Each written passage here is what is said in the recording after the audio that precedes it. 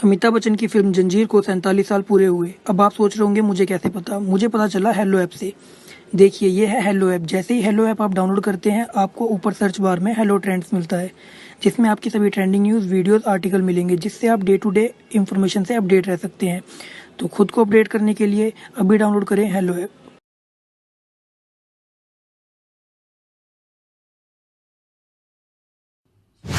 स्वाति के घर की घंटी बजती है। स्वाति के पापा दरवाजा खोलते हैं। सामने एक बुजुर्ग खड़ा होता है। अब कौन हो अंकल? आपका दामाद। अरे क्या बकवास कर रहे हैं अंकल जी? मैं जी हर काम जानता हूँ, खाना बनाना, माली का काम, धोबी का काम और क्लीनिंग, जो मर्जी वो करवा लो। अच्छा चलो आओ। मेरे घर में ना एक जवान लड़की है। तभी तो मैं घर में आ रहा हूँ। हाँ, कुछ कहा क्या? अरे नहीं नहीं, कुछ नहीं। मैं फ्री में घर के सारे काम कर दूंगा और तो और एक भी पैसा नहीं लूंगा। अरे वाह, उस मयंक से पीछा छूटा तो सब शुभ ही शुभ हो रहा है। हाँ क्यों नहीं, आ जाओ। सामान कहाँ है आपका अंकल जी? अंकल ना कहो साहब, भले ही कुछ भी कह लो। अरे पर आप बुजुर्ग आदमी। मयंक को गुस्सा आ जाता है। अबे बूढ़ा किसे बोला? हाँ, क्यों नहीं, अंकल ही तो हूँ मैं, बूढ़ा बुजुर्ग। तभी स्वाति के पापा स्वाति की माँ को आवाज देते हैं। क्या हुआ जी, क्यों चिल्ला रहे हो? एक तो दिन भर काम काम और ऊपर से तुम बात बात पर चिल्लाते हो। अरे कोई काम तो खुद भी कर लिया करो। अरे ये देखो कौन है ये? स्वाति की माँ सर पर पल्ला रख मयंक के पैर छू लेती है। प्रणाम बाबूजी। अरे महासंस्कारी औरत, ये नौकर है, नौकर। काम करेगा घर के आज से सारे। माँ सर से पल्ला हटाते हुए चिल्लाती है। अरे तो पहले बताना चाहिए था ना। देखो कौन है, बोल तो ऐसे रहे थे जैसे सामने दामाद खड़ा हो। ये सुन मयंक बोल पड़ता है। सही तो कहा, मेरी होने वाली सासू माँ। इसकी बस एक ही बुरी आदत है, बड़बड़ाने की। पता नहीं बूढ़ा सठियाया हुआ तो नहीं है? अरे चलेगा चलेगा, सठियाया हो या मरने वाला, मैं तो अब घर का काम बिल्कुल नहीं कर सकती हूँ। तो बस शुरू हो जाता है मयंक का सफर स्वाति के घर में। मयंक घर का सारा काम करता, सास के पैर दबाता तो स्वाति के पिता के साथ चेस खेलता। एक दिन स्वाति के पिता को उदास देखकर मयंक उनसे पूछता है। अरे क्या हुआ, आप परेशान लग रहे हो, कब्ज हो गई है क्या?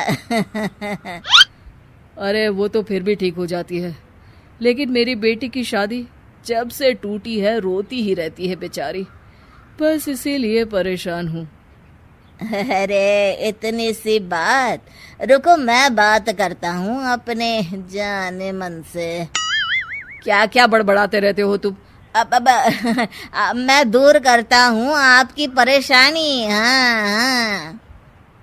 वो स्वाति के कमरे में जाता है जहाँ स्वाति रो रही होती है। अरे स्वाति डार्लिंग, क्या हो गया? अरे अरे बूढ़ी, औकात में रह। मयंक नकली बाल निकालकर उसे दिखाता है कि वो कोई और नहीं बल्कि उसका मयंक ही है। वो स्वाति को पूरी बात बता देता है, जिसे सुन स्वाति खुश हो जाती है। एक दिन स्वाति के पापा फिर परेशान होते हैं।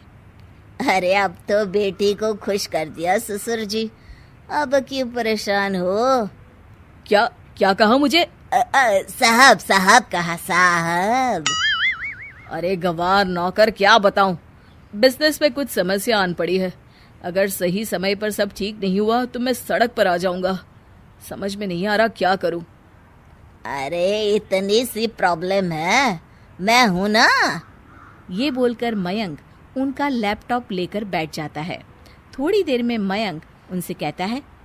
आपके बिजनेस में तो बहुत समस्या है, मुझे थोड़े दिनों का वक्त दीजिए, मैं आपका एक भी पैसा बर्बाद नहीं होने दूंगा।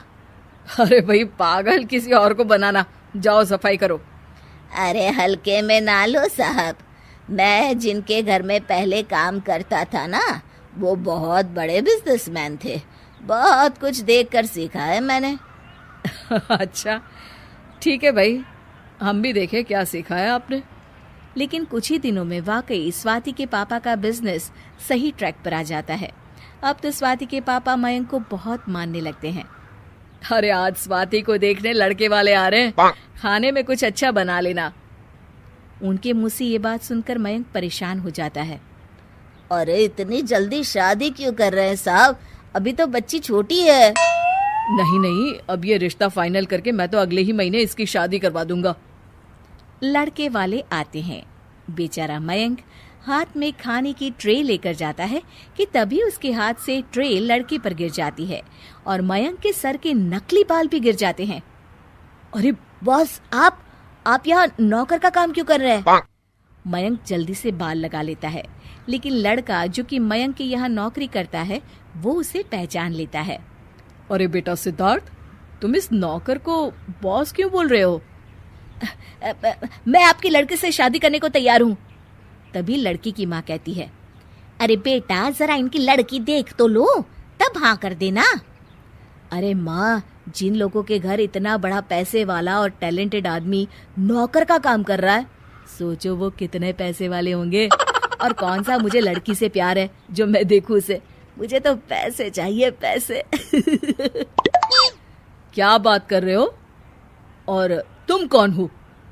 तभी मयंक अपने सर से नकली बाल हटा देता है। मैं हूँ अंकल, मयंक। अरे बेटा, तुम इतने दिनों से हमारे घर में नौकर बनकर रह रहे थे, तुमने क्या क्या नहीं किया, हमारी डांट भी सही, क्यों बेटा? अंकल, मैं आपकी बेटी स्वाति से बहुत प्यार करता हूँ, उसके लिए मैं कुछ भी कर सकता हूँ। प्लीज आप उसकी शादी मुझसे करवा दीजिए। हाँ बेटा जरूर, मैं भी ऐसे ही लड़के को अपनी बेटी का हाथ दूंगा जिसे मेरी बेटी से प्यार हो, ना कि पैसे से। अरे अंकल जी, मैंने पहले हाँ की है शादी के लिए। अबे चल निकल, कहानी खत्म हो गई, क्योंकि स्वाति का तो मैं ही बनूंगा पति नंबर 1।